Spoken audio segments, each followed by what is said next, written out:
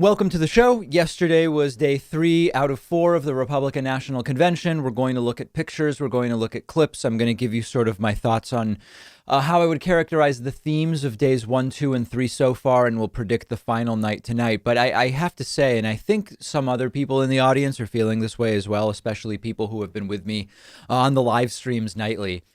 I'm exhausted from this nonsense. And the DNC last week was sort of tiring because, I tend to start work on each day's show relatively early in the morning. And so when it's 9 to 11 p.m. and sometimes it goes 10 minutes late, and then people want me to keep talking about what we saw, they're just long days. So that's like the normal tiredness. But the RNC in particular is emotionally exhausting because it's just constant lies and delusions and depravity and diabolical claims and so on and so forth. So I'm very much looking for it to be over. And I think our vacation in a couple of weeks is going to be a much needed one.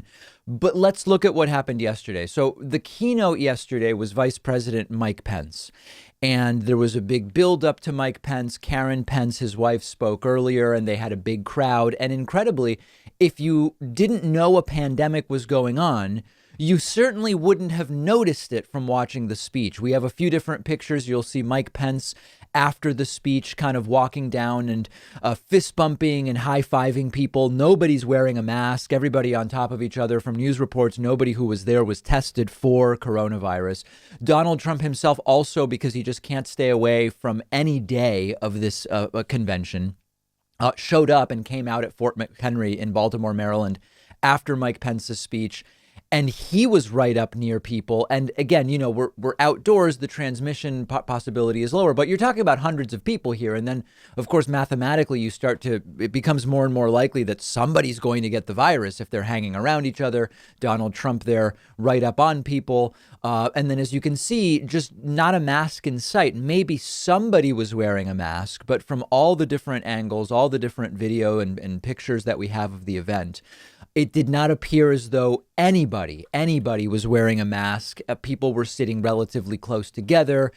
It was like there was no pandemic going on. So I tweeted yesterday, how many cases do you think this event will be ultimately responsible for?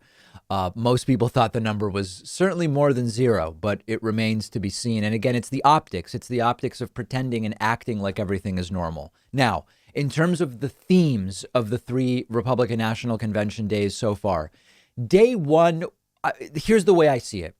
Day 1 was unhinged screaming, right? Like upper screaming, outrageous, sort of like amphetamine day, where you had Don Jr. out of control, eyes almost completely swollen shut. We'll talk about that later. He's denied that the entire thing was fueled by cocaine.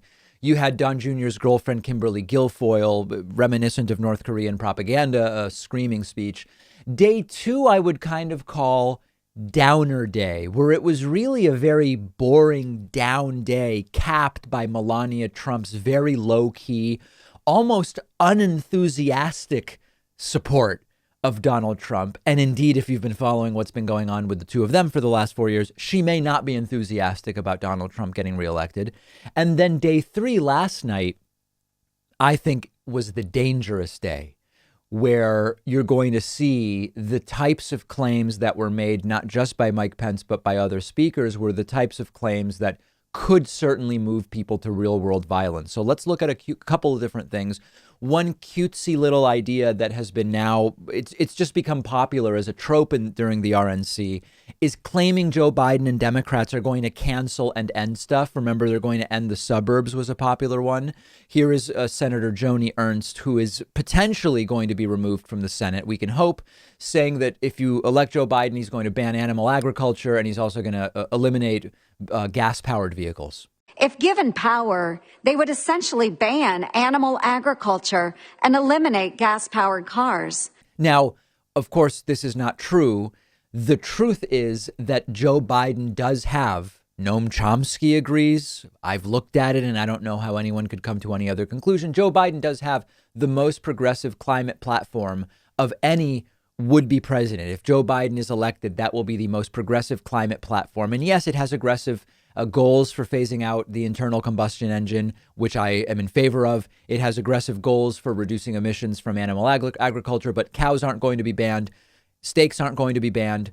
And at no time, anytime soon, are gas-powered vehicles going to be banned.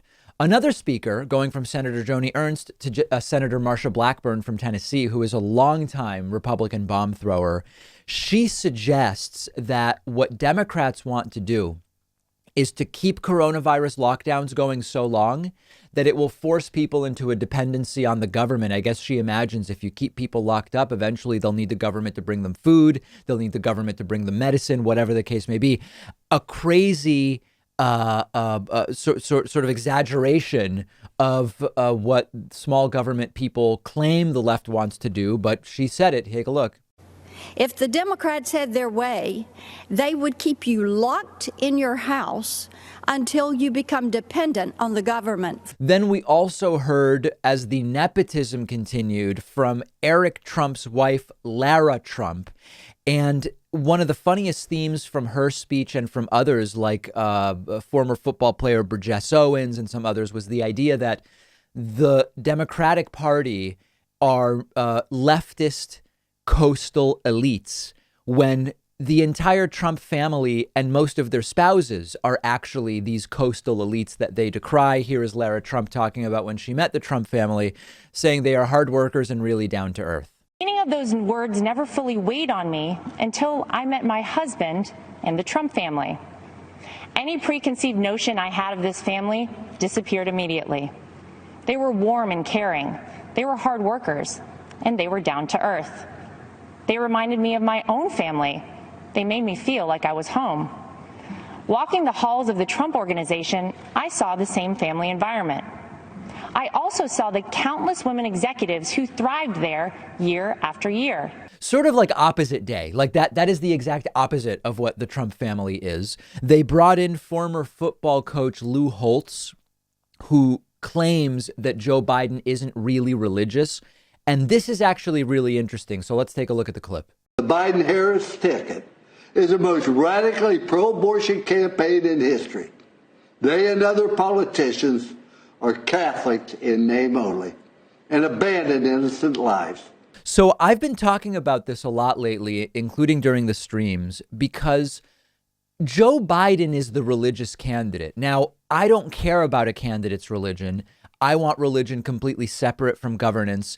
I don't believe an individual's religion should play any kind of role in what the law should be, etc. Secularism doesn't mean people can't be religious in their private lives as a matter of their own, personal conviction, but it should play no role in governance.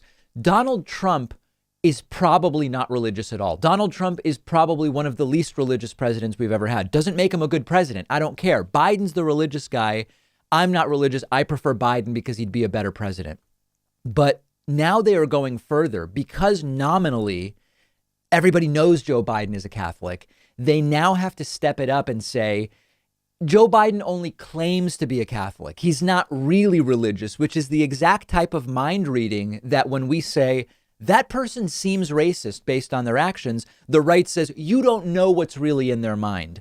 This is exactly the type of argument they're making to claim, of course, without evidence, that Trump is the religious candidate and Biden really is not because he's lying about his Catholic faith. Notice that it's an argument they have said is a bad argument when it comes to racist beliefs. With religious beliefs, they're comfortable saying Biden's not actually the religious guy. Again, bringing up this idea of law and order and how Trump will stop chaos in the streets. Take a look at that. Last week, Joe Biden didn't say one word about the violence and chaos engulfing cities across this country. So let me be clear. The violence must stop, whether in Minneapolis, Portland, or Kenosha.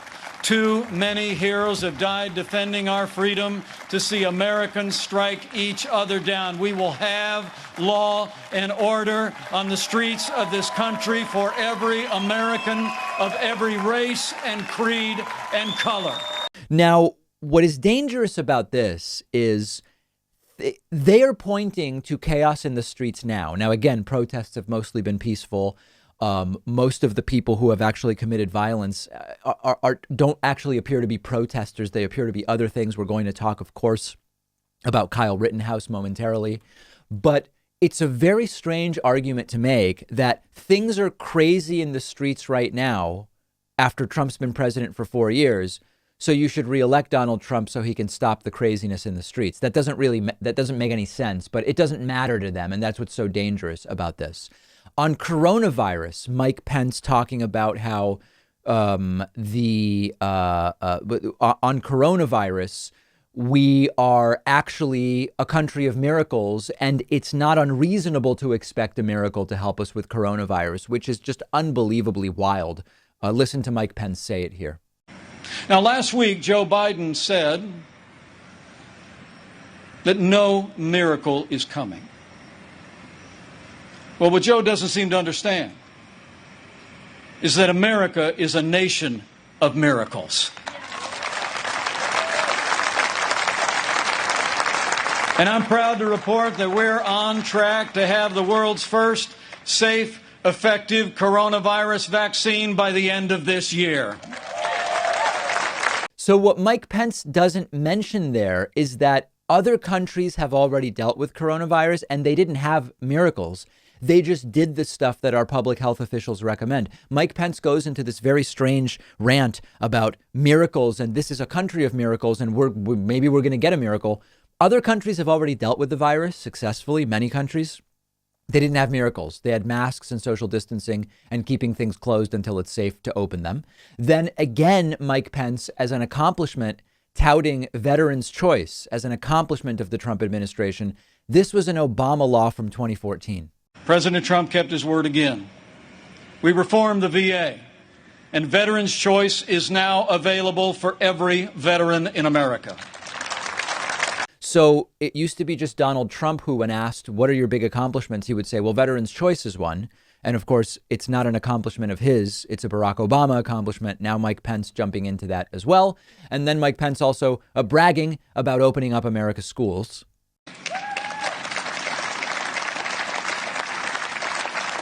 And we're not just opening up America again. We're opening up America's schools.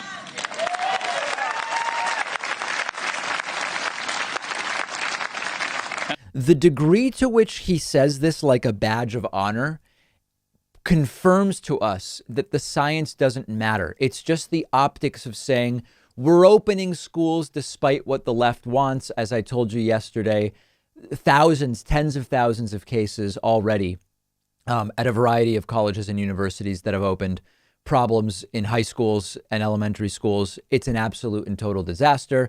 And then lastly, this is sort of the epitome of what they are running on. Mike Pence uses the slogan, "Make America Great Again," but he has to modify it. Take a look. The land. And with President Donald Trump in the White House for 4 more years, and with God's help, we will make America great again. Again. Thank you. God bless you. Right. So if you're still trying to make America great again after 4 years, it proves you didn't do it in the 4 that you got. So now they are sort of trying to take advantage of coronavirus by saying, we did make America great again. Then we had coronavirus, and we're going to make America great again a second time. The rhetoric yesterday is the type of rhetoric that I'm worried is going to lead to violence from Trumpists. If Trump loses by a small margin, claims it was rigged, it is the exact type of rhetoric that will lead to real world violence. And we need to talk now about the polling because some of my fellow leftists are getting a little bit off the rails on this issue. One of our sponsors is privacy.com. They're giving you $5 when you sign up for their completely free service at privacy.com/Pakman. I've been using Privacy for a little over a year now. You've heard me talk about it before. It's a lifesaver, and here's how it works. Takes just a couple of minutes to set up. Anytime you buy something online or on the phone, instead of actually using your real credit card number, the Privacy app and the browser plugin let you give each company a randomized virtual credit card number that you create out of thin air. It'll even autofill the card number with one click. And the payment is taken out of your checking account without the merchant ever knowing your real information. So this allows you to keep your banking information secure, but also to take control of your finances. You can create up to 12 of these virtual credit cards a month. You can set spending limits. You can freeze them. You can delete them anytime you want. So when you do this, it means you're not going to be charged when you don't want to be, because you can destroy the virtual card number right after using it, which, for instance, I love using free trials because I know I won't be charged when the trial is over if I use a virtual credit card number. You're keeping your identity private by not telling companies who you are. You're keeping your bank or credit card info protected against data breaches and identity theft, and it's free. There's no catch whatsoever. But if you want, Privacy also offers a $10 a month plan that gives you 1% cash back and lets you create 36 credit cards a month, and a $25 a month plan tailored more for small businesses where you can create 60 card numbers a month and much more. But definitely go ahead and at least get started with the free plan. You'll protect your financial info. Companies can't charge you unexpectedly. And like I said, you'll get $5 to spend when you sign up at privacy.com/Pakman.